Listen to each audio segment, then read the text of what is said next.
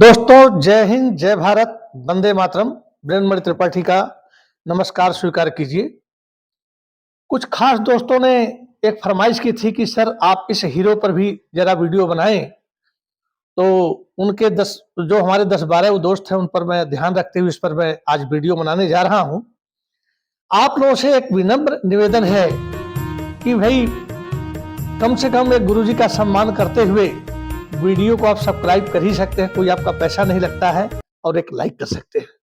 जो चीजें आपने नहीं सुनी होंगी या सुनी भी होंगी उनके बारे में बताता हूं। मेरे वीडियो में कोई अश्लीलता नहीं है, कोई झूठ नहीं है। इसलिए चलिए अब हम शुरू करते हैं, तो वीडियो लंबा हो जाता है।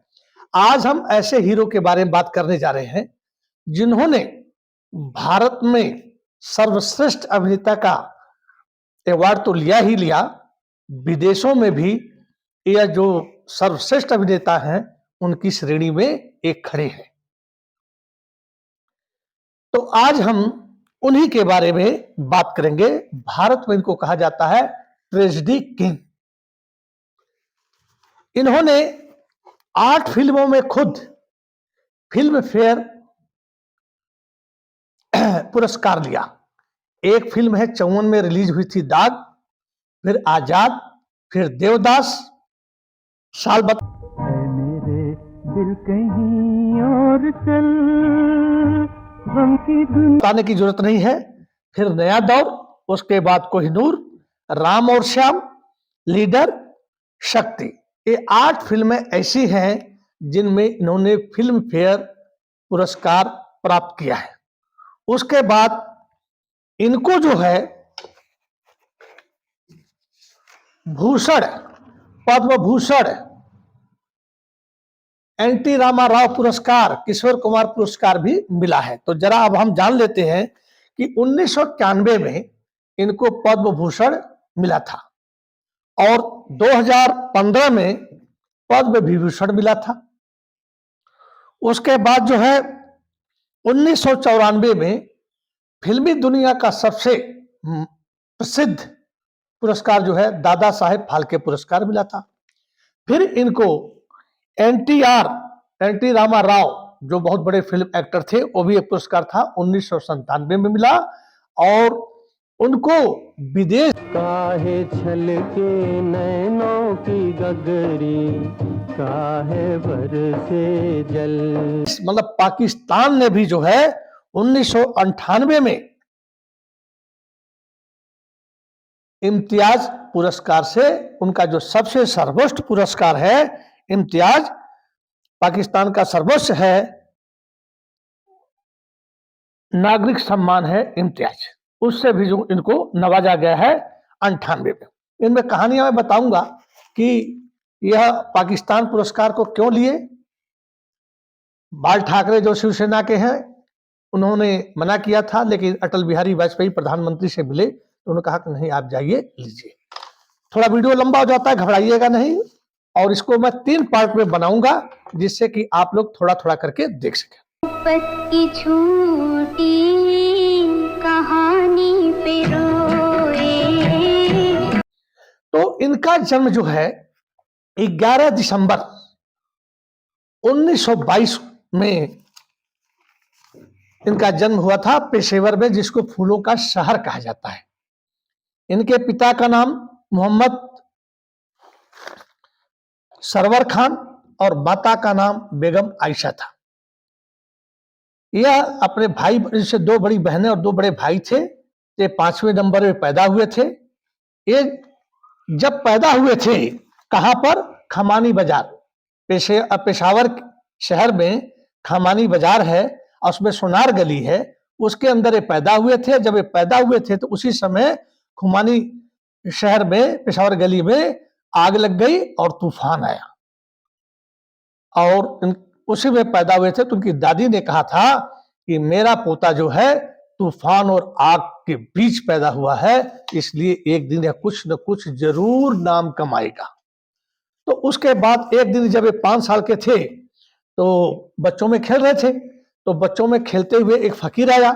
फकीर ने इनके ऊपर नजर गड़ा दी, देखता रहा बड़े गौर से। तो दादी ने उनसे पूछा कि फकीर साहब आप क्या देख रहे हैं।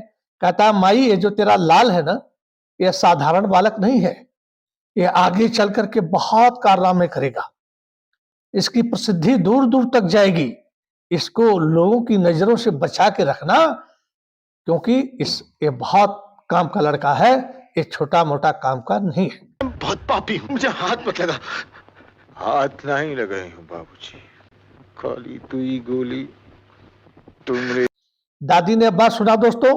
उसी समय क्या किया दादी ने, बाबर को बुलवा करके बाल मुड़वा दिया, एक काला टीका सर पर लगा दिया, इधर लगा दिया, इधर लगा दिया, कि लोगों की नजरें न लगे, क्योंकि दादी होती है जो अपने खानदान को चलाने की बहुत कुछ करती है। उसके बाद जब स्कूल जाते थे तो कमरे में बैठे रहते थे, क्योंकि उनको शर्म लगती थी कि लड़के चढ़ाते थे कि ये टकले टकले, आप तो जानते ही हैं, सब चीजें तो होती रहती है। तो उसके बाद क्या होता है, इनके पिताजी फलों के व्यापारी थे, बहुत बड़े व्यापार इनका था, और इनका परिवार भी बहुत बड़ा था। बाद में इनके घरों में, मतलब इनके पिताजी के कहीं लिखा गया है 11 बच्चे थे, कहीं 12 बच्चे थे, जो भी है परिवार बड़ा था। इनकी बुआ भी इनके पास आकर के रहती थी, और एक समय इनका जरा थोड़ा जब व्यापार वहां गड़बड़ाने लगा, तो इन्होंने क्या किया कि सोचा कि चलो बंबई में व्यापार तलाशते हैं, और ये बॉम्बे आ गए। बॉम्बे में आने के बाद पूरे परिवार के साथ रहने लगे।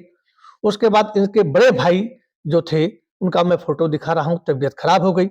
उस समय दोस्तों दमा वाली बीमारी बहुत होती थी, कोई इलाज था नहीं, एंटीबायोटिक थी नहीं।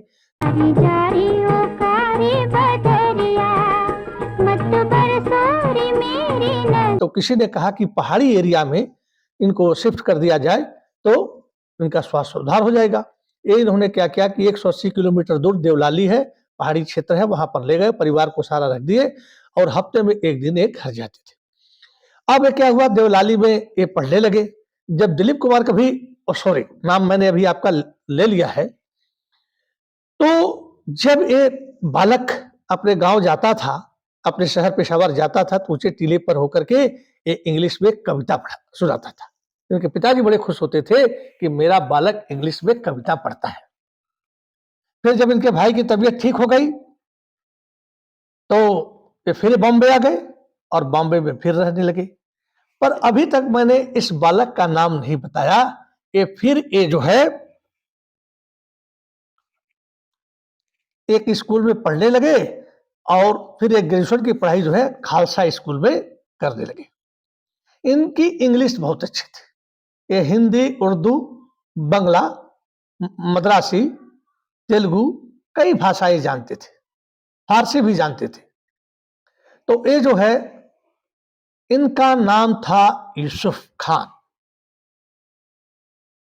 अब आप लोग सोच रहे होंगे कि यूसुफ खान कौन है भाई, अभी हम आगे बताते हैं कि इनका फिर आगे नाम क्या बदला।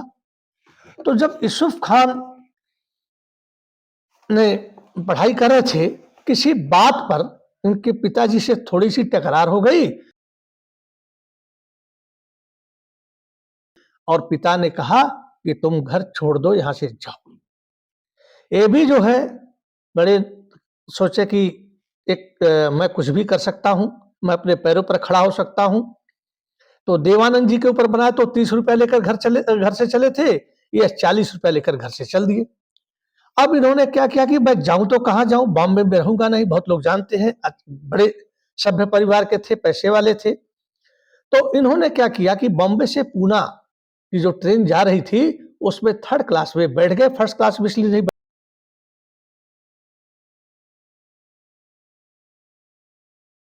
बैठे, कहीं पिताजी के जान पहचान वाले ना मिल जाए, क्योंकि लोग 1st क्लास सफर करते थे। ये पूना में आ गए 3rd क्लास डब्बे से, एक चाय की दुकान पर गए, वहां फारसी में बात किए, चाय वाला बड़ा खुश हुआ, बोला अरे इस बालक को तो फारसी आती है, अभी 20 साल के थे। उसके बाद जो है कहा कि आप हमारी मदद करेंगे, हमको कहीं काम दिलवा देंगे। तो उसने क्या किया कि अपने एक दोस्त को फोन पर बात किया कि एक लड़का भेज रहा हूं यार, बहुत अच्छा है, उसको अपने यहाँ काम पर रख लो। और यह एंग्लो इंडियन रेस्टोरेंट था, वहां पर गए, और वहां के मालिक से इंग्लिश में इन्होंने बात की। इनकी इंग्लिश सुन करके वो बड़ा प्रभावित हुआ, क्योंकि उस रेस्टोरेंट में एंग्लो इंडियन जिसको कहा जाता है, वहां पर भारत के अच्छे अच्छे लोग आकर के चाय नाश्ता खाना खाते थे और अंग्रेज भी आते थे। ते अपनी अंग्रेजी समझते थे, अंग्रेजी बोल लेते थे और सामान सर्व करते थे, वहां पर काम करते थे जो भी था। एक दिन उस होटल का खानसामा नहीं आया तो मालिक बड़ा घबरा गया। इन्हीं दिलीप कुमार से बोला, यार तुम कुछ बनाना जानते हो, कुछ भी बना दो यार, इनको आज कम से कम होटल चल जाए, लोग वापस न जाए, नहीं तो होटल टूट जाएगा। दिलीप कुमार ने क्या किया कि पेस्ट्री बनाई और वो लोगों ने बड़े चाव से खाया। तो कहा कि पेस्ट्री कौन बनाया? तो कहा कि ये मेरा जो है जो नौकर इसने बनाया। इनको लोग जो है बहुत प्यार करते थे अंग्रेज लोग, और चीकू नाम रख दिया था। एक दिन क्या हुआ कि अंग्रेज लोग, भारत में आजादी की आंदोलन चली रहा था कि भाई, तो कहता है एक अंग्रेज, मिस्टर चीकू,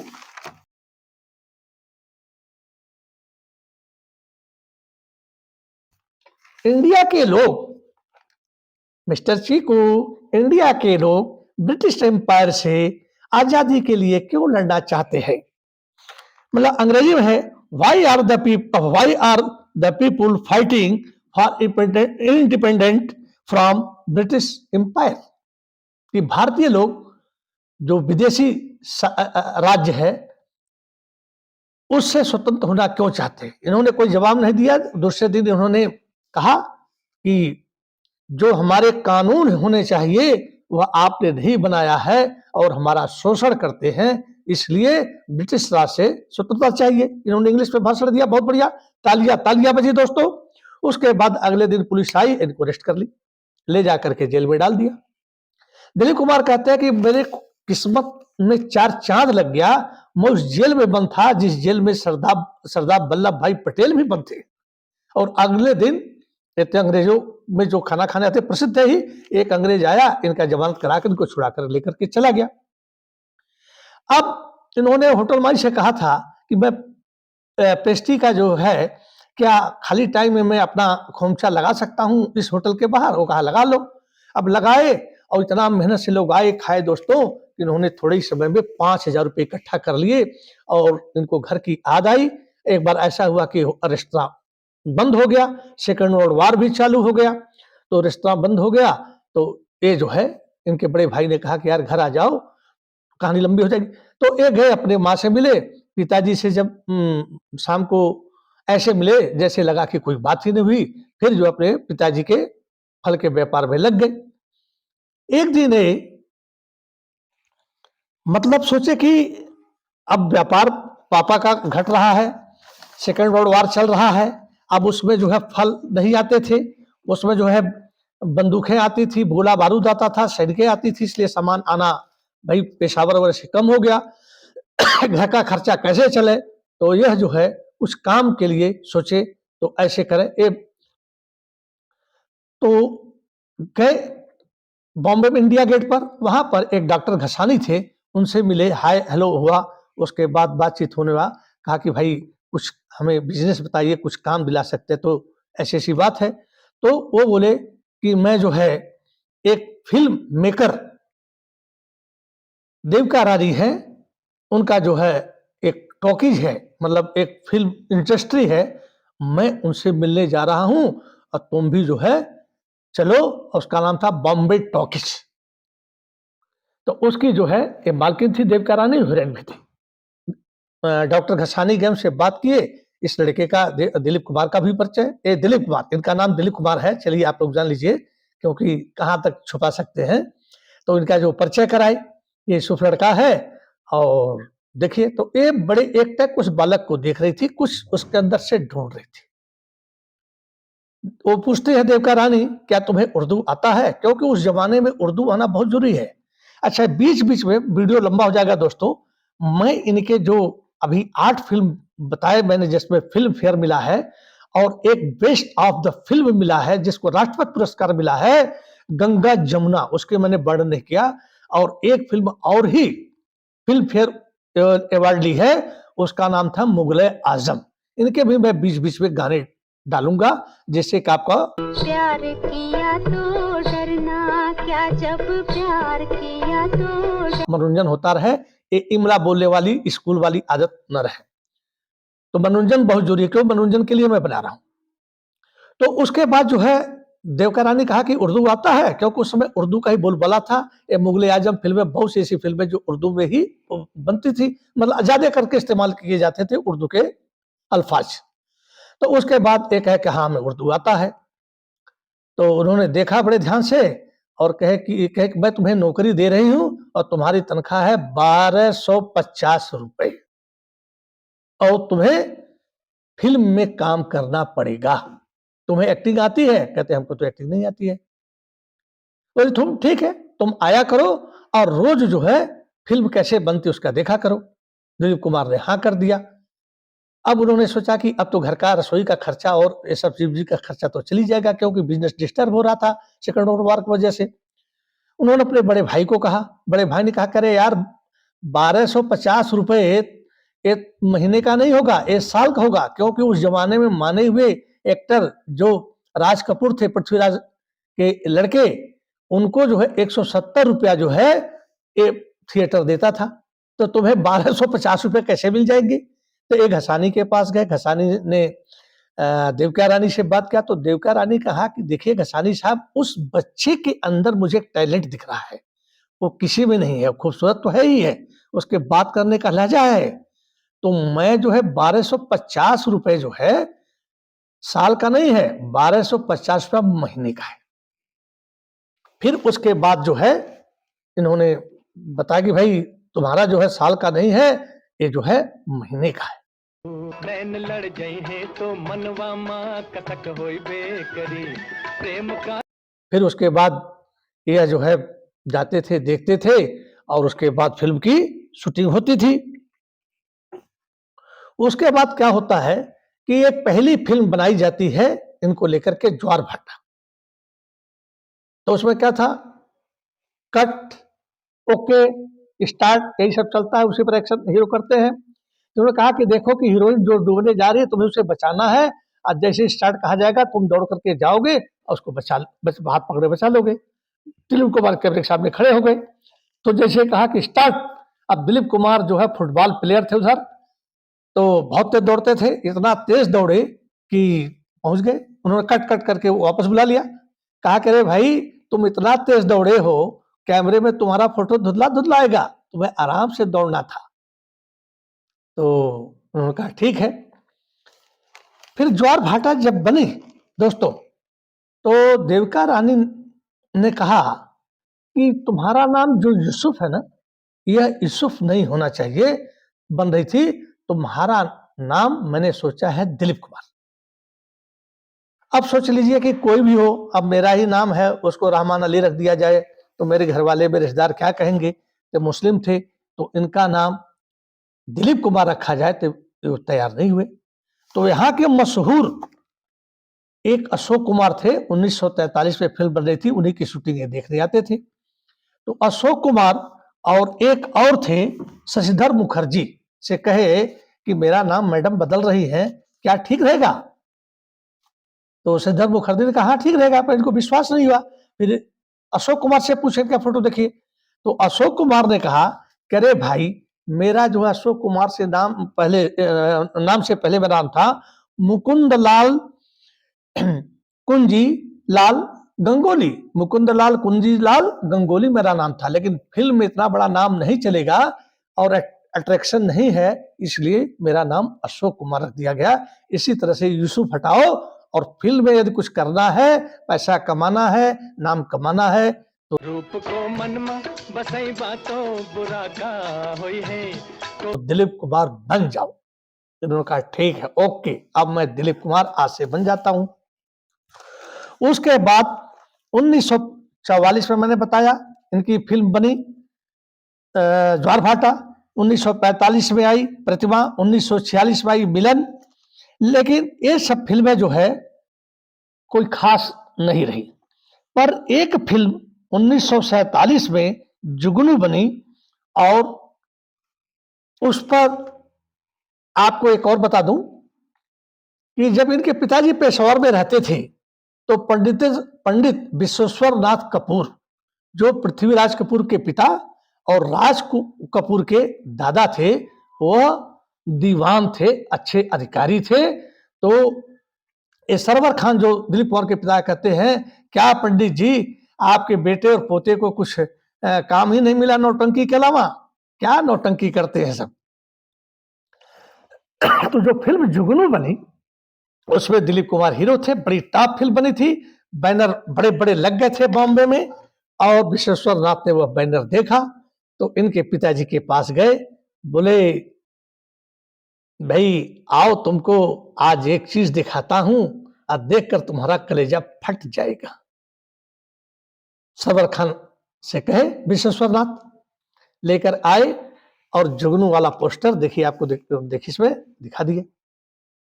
जब दिखा दिए तो बड़ी इनको ग्लानि हुई, बोला यार आप तो कहते थे कि आपके बेटे और आपके पोतों को नौटंकी के अलावा कोई काम नहीं मिला, लेकिन ये महान साहबजादे कौन है? देखा यार चेहरा तो मेरा लड़का है यूसुफ, लेकिन नाम दिलीप कुमार रखा है। चलो खैर कोई बात नहीं। और उसके बाद जो है वापस आ गए। कुछ दिन उनमें बोलचाल नहीं थी, पर एक दिन देखते हैं कि मेरे दिलीप कुमार कहते हैं मेरे पापा किसी रिश्तेदार से बात कर रहे थे कि यार मेरा लड़का तो फिल्म जुगनू में सुपरस्टार बन गया है। तो कहने का मतलब है दोस्तों यही तक है, अब आगे की बातें हम आगे चलाएंगे, क्योंकि इन्होंने 1900 के मारे न हो, झूठी आशा के तारे न हो। 60 में एक फिल्म बनाई थी मुगले आजम। ये फिल्म शुरू हुई थी 1956 में, 14 साल लग गया। एक बड़ी कॉस्टली फिल्म थी, इसको देखने के लिए लोग टिकट खरीदने के लिए दौड़ते हुए आते थे और लंबी लाइंस में वो टिकट खरीदने के इंतजार में खड़े रहते थे। इस फिल्म ने भारतीय फिल्म इंडस्ट्री के सारे बॉक्स ऑफिस रिकॉर्ड तोड़ दिए। और 15-16 महीने तक थी, बहुत ज्यादा पैसा कमाई और महंगी फिल्म थी भी। इसमें आप लोगों ने यदि देखना चाहे तो अपने मोबाइल टीवी पर देख सकते हैं मुगले आजम। इन्होंने आपको बताया हूं, इन फिल्मों का गाना सुनिए जो 8 मैंने बताई है। उसके बाद पैगाम फिल्म भी फिल्म फेयर के लिए सेलेक्ट हुई थी। और अब बीच की कहानी बताने से पहले 2 चीजें और बता दूं। 1948 में आयशा बेगम इनकी माँ जो है उनका देहांत हो जाता है, और 1950 में इनके पिता सरवर खान का देहांत हो जाता है। तो आप बीच में गानों का मजा लीजिए और उसके बाद इसको लाइक सब्सक्राइब शेयर जरूर कीजिएगा। वीडियो बड़ा हो जाएगा, अगले पार्ट में हम बताएंगे किस किस फिल्मों में कैसे कैसे इन्होंने काम किया और कौन कौन से गाने थे और क्या क्या नाम है। जय हिंद, जय भारत, वंदे मातरम। थैंक यू दोस्तों, नमस्कार।